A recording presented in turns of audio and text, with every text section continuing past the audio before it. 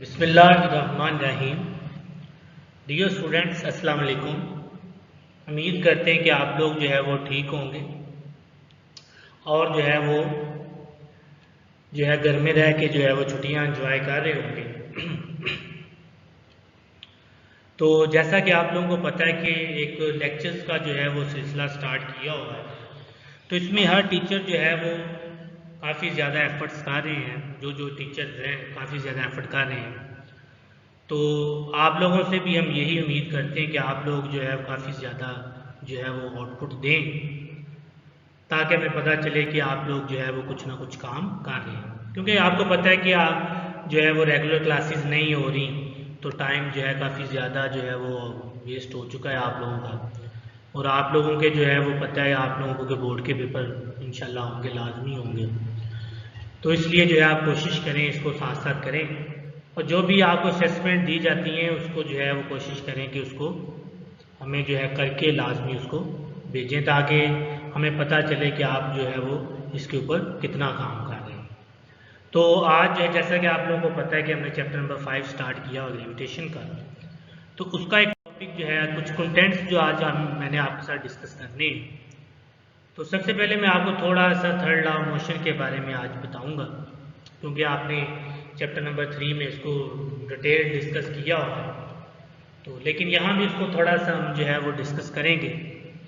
फिर उसके बाद जो है वो लॉ ऑफ ग्रेविटेशन और थर्ड लॉ ऑफ मोशन जो है इनको जो है आपस में रिलेट करेंगे। क्या ये दोनों आपस में एक ही हैं, या क्या जो है वो दोनों आपस में कैसे रिलेट करते हैं, इनका रिलेशन हम बताएंगे।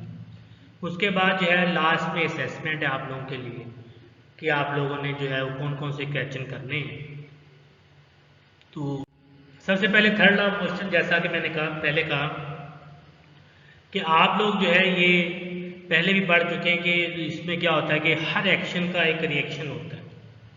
हर एक्शन का एक रिएक्शन होता है, और दोनों के डायरेक्शन जो है वो अपोजिट होती है। इसकी कई बहुत सी एग्जांपल्स हैं।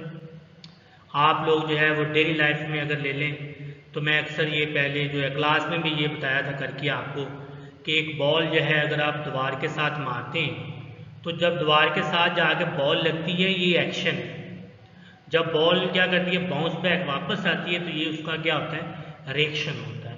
तो मतलब एक्शन और रिएक्शन जो है वो दोनों आपस में इक्वल हैं, लेकिन डायरेक्शन जो है उनकी क्या होती है, अपोजिट होती है। तो ये तो थोड़ा सा इसमें जो है वो डेफिनेशन। अब कुछ इसकी एग्जांपल्स हैं, ये थोड़ा सा रिव्यू करवा दूँ आपको। जैसे कि इस पिक्चर में अगर आप देखें इसको, तो इस पिक्चर में अगर आप देखें तो ये गुब्बारे की एग्जांपल जो है वो ली हुई है, बलून की। इसमें देखेंगे जो एयर है वो कि उसकी डायरेक्शन जो है वो डाउनवर्ड है,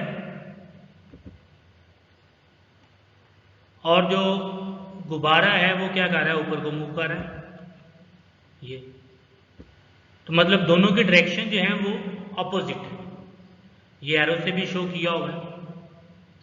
उसके बाद अगर आप दूसरी पिक्चर पे चले जाएं, ये जो पिक्चर है ये इस पे जाएं, तो इसमें सबसे पहले जो है वो एक गन वाली जो है उन्होंने एग्जांपल ली हुई है कि बुलेट जो है वो जब हम गन चलाते हैं तो बुलेट जो है वो आगे को मूव करती है, और जो गन होती है वो पीछे को। और ये आपको मे भी याद हो, चैप्टर नंबर 3 में मोमेंटम कंजर्वेशन ऑफ एक टॉपिक था, उसमें हमने इसको पढ़ा हुआ था कि गन जो है वो कैसे जो है रिकॉइल करती है। ये इसमें इसको जो है वो बताया भी था मैंने आपको कि ये इस तरह हो रहा होता है कि एक्शन बुलेट आगे जानी होती है, वो एक्शन होता है, और जो गन थोड़ी सी पीछे को मूव करती है, इसका रिएक्शन होता है। उसके बाद जो है दूसरी वाली इसमें पिक्चर देखें, ये वाली, तो इसमें देखें कि जब आप ज़मीन के ऊपर चल रहे होते हैं, तो उसमें भी जो क्या होता है कि आप ज़मीन को क्या कर रहे होते हैं, पीछे को पुश कर रहे होते हैं, और ज़मीन आपको आगे को पुश कर रही होती है। तो ये भी इसका जो है वो एक एग्जाम्पल है। या उसके बाद अगर आप जो है वो एक और एग्जाम्पल नीचे देखें, तो इसमें जो है बोट की, और एक अगर आप देखें जो बॉय है वो क्या कर रहा है, उसको जंप मार रहा है।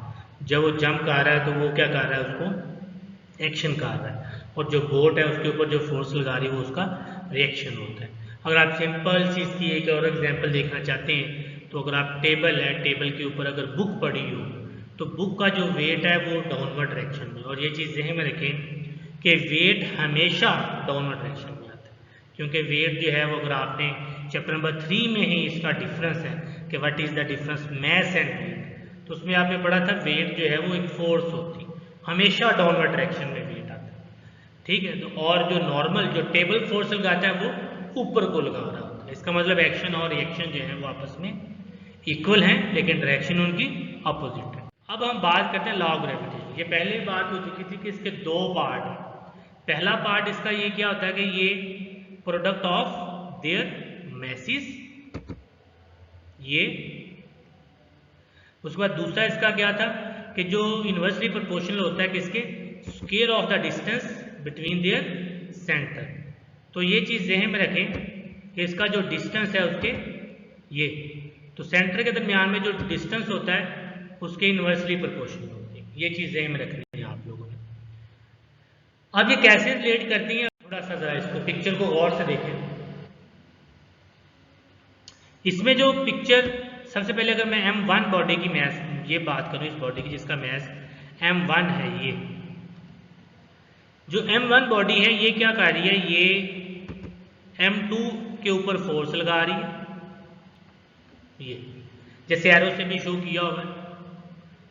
उसके बाद अगर M2 है वो भी क्या कर रहा है, वो भी M1 के ऊपर फोर्स लगा रहा है। अब इसका क्या मतलब, इसका मतलब है कि M1 और M2 आपस में क्या कर रहे हैं, M1 जो है वो सपोज करें इधर को फोर्स लगा रहा है इस डायरेक्शन में, और जो M2 है उसकी डायरेक्शन इस तरह है, इस डायरेक्शन में। इसका मतलब दोनों एक दूसरे के ऊपर क्या कर रही हैं, फोर्सेस तो लगा रही हैं लेकिन एक की डायरेक्शन जो है वो इस तरफ है और दूसरे की डायरेक्शन ऑपोजिट है। इसका मतलब दोनों जो हैं दोनों का मैसेज इक्वल है, दोनों एक दूसरे के ऊपर इक्वल फोर्स लगाएंगे लेकिन उनकी डायरेक्शन जो है वो ऑपोजिट है, दोनों के क्या है, ऑपोजिट है। तो यहां से जो है ये आप लोगों ने बुक से भी इसको पढ़ना है, उसमें भी यही लिखा होगा कि जो लॉ ऑफ ग्रेविटेशन है वो बेसिकली रिलेट करता है किसके, third law of Newton, third law of motion से, क्योंकि दोनों न्यूटन के लॉ हैं तो इसलिए उससे रिलेट करता है ये। लास्ट में आपके लिए असेसमेंट है, आप लोगों ने इसको जो है वो करना है।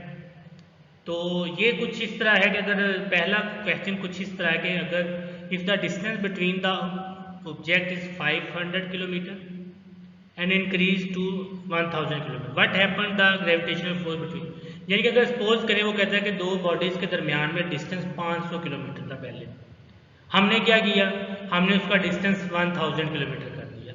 आप लोगों ने ये बताना है कि what is the effect of gravitational force, कि डिस्टेंस बढ़ गया है तो उसका ग्रेविटेशनल फोर्स के ऊपर क्या इफेक्ट होगा। आप लोगों ने इसकी प्रॉपर रीजन लिखनी है, कोशिश करें इसको जो है विद फॉर्मूला जो है वो जो ग्रेविटेशन का जो लॉ है उस फॉर्मूले के जो है वो उसको अप्लाई करें, उसके मुताबिक इसको करें।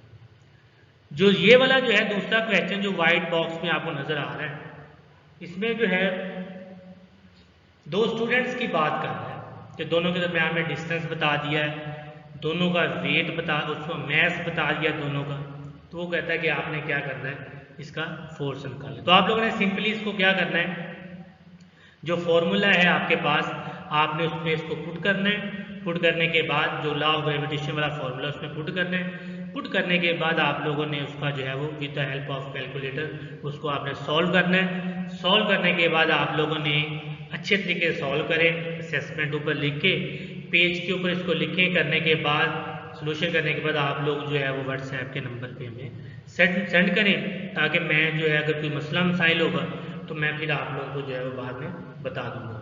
क्योंकि ये चीज़ें अगर ये आप लोग साथ साथ असेसमेंट करते जाएंगे तो आपको जो है वो जो आपके कंसेप्ट भी बनते जाएंगे और साथ साथ आपके जो न्यूमेरिकल जो आपको ना थोड़ा सा सॉल्व करने का जो है वो आइडिया आ जाएगा कि कैसे हम चीज़ों को सॉल्व कर सकते हैं। बहुत शुक्रिया, आप लोग अपना बहुत ज़्यादा ख्याल रखिएगा और कोशिश करें जो है वो साथ साथ करें।